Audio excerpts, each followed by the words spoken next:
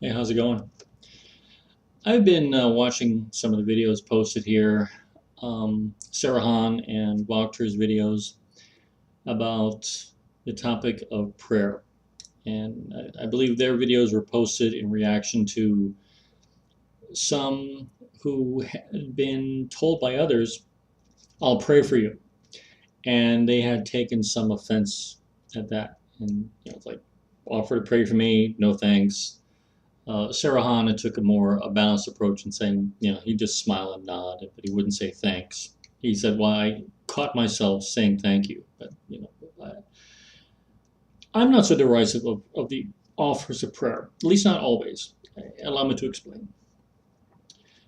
Um, Years ago, I was doing a charity fundraising drive for ovarian cancer research, which is a very important cause to me because that is what my mother died from, and my sisters and my nieces are also at risk because my mother had ovarian cancer. Um, and I would go around asking people I knew, either personally or casually, to help support this cause by making a donation. And the minimum donation was $1. And I had a few people who said, their money was tied up in supporting other causes, which is fine. It was is actually a time around the big South Asian tsunami, the one that just swept from Indonesia all the way to Africa. And a lot of people had donated money for that cause, that relief. And so this is actually a very bad time to be raising funds for any cause aside from tsunami relief. Anyway, I had a few people tell me, well, I'll pray for you. They didn't say anything that their money had gone somewhere else. He said, well, I'm not really interested in sponsoring this, but I'll pray for you. And there were other times, though, in my life and in the lives of some of my friends when, we needed financial help. We needed money to pay for our rent or bills and that sort of thing. Important things. It's not like I needed the money to go buy myself a new set of tires for my bike. This is like I needed money to pay my rent. Or I needed money to get some medical attention. And I just didn't have health insurance at the time, and I needed money to go and pay for it.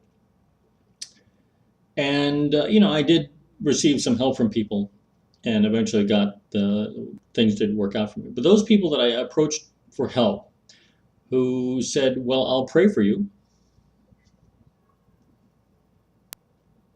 All right, when people tell me that, in those particular types of circumstances, when you need some serious material help, or you're raising money for something that is in this real world important, and people say, I'll pray for you, that I see that more as like they're jumping into the escape pod and hitting the go button. It's like, well, I don't want to give this guy any of my money or take any time out of my life to actually help him in a serious way. So I'll just offer to pray for him. And if things do work out, and in case as it did in my case, when I was able to go and get the medical attention I needed, and people who had offered to pray for me but offered no financial help of any kind or even a recommendation of a good clinic or doctor to go to, they said, well, I guess my prayers worked, huh? Yeah, that sort of thing I see that as rather cowardly. If you don't want to help someone, then just say, I'm not interested. Or if you can't help someone, just simply say, I can't help you. I don't have the money to help you. Just say that. Don't say, I'll pray for you, because it looks like you're going, I don't want to help you, so I'll just say, I'll pray for you, and that's good enough. And that way they can take some partial credit if and when things do work out for you. I see that as rather cowardly. But there are times when people offer to pray for me, and I'm not offended at all. I'm actually, somewhat grateful for the offer. Um, Years ago, I was in a breakup a relationship that I had been in for a number of years, ended rather badly. And I was a bit out of it for a period of time, psychologically, I mean. And I was just basically going through my life, my day to day life, in something of a fog. And one day I was downstairs in the laundry room taking my wash out of the washing machine and about to put it in the dryer. My neighbor a very nice lady, an elderly woman, who I knew was a devout Christian, a Baptist, and she noticed I was down, and she asked me what was wrong. I told her, and she says, "Well, I'll pray for you." And the thing is that she knew that there was no way that she could actually help me with what I was going through, but she did offer to pray for me, and that was the only way that she felt she really could help. And there are times where some disaster strikes people, and some of us feel that there's no real way I could help you. I mean, you're living in a war zone, or there's humongous natural disaster, or something like that's going on, or there's a child missing somewhere in America, and there's no real way that you can help. And some people feel that praying for a good outcome is the only help they can really give. They either have no way to gain access to actually help in a material way with that particular issue, or they just don't have the money to send. And so people actually feel that they are doing some good. Now, if you're an atheist, you might feel these people are just wasting their time. They're better off doing nothing. It makes them feel good. And sometimes in the disaster zones, when people find out that other people around the world are praying for them, it does make them feel better. There is a psychological benefit for many people knowing that they are being prayed for, whether or not it's actually doing any good. And there's people who have daily prayer lives, whether Christian, Muslim, or Jewish, that they take time out of their lives on a regular basis to pray and commune with whatever God they believe in. And they feel psychologically better and more centered.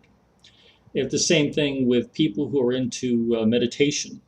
There are Buddhists who meditate every day, regularly. There are people who chant regularly every day. It's a part of their daily routine. It makes them feel better. Yes, it can be called a placebo effect, but it works for them.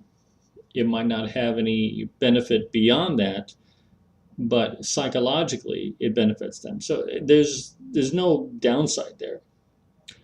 The kind of prayer that I take particular exception to is when people feel that the prayers of another person are more likely to be listened to by God than their own. Case in point, Peter Popoff, who tells people via his mailing lists and his television infomercials, if you send me money, I will pray to God, and God will listen to me and help you out.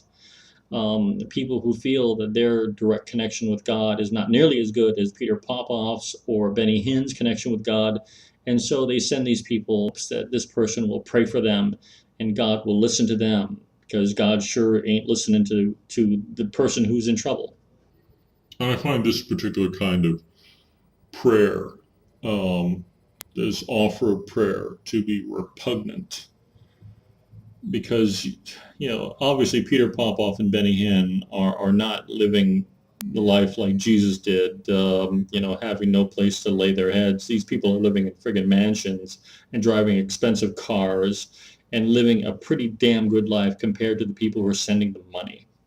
I think in that case, yes, prayer is dangerous. I think that prayer in that particular case is exploitative. But I don't feel that it is always so when people ask others to pray for them. Case in point, there's a Catholic religious order known as the Carthusians. They are known as the strictest order in the Roman Catholic Church.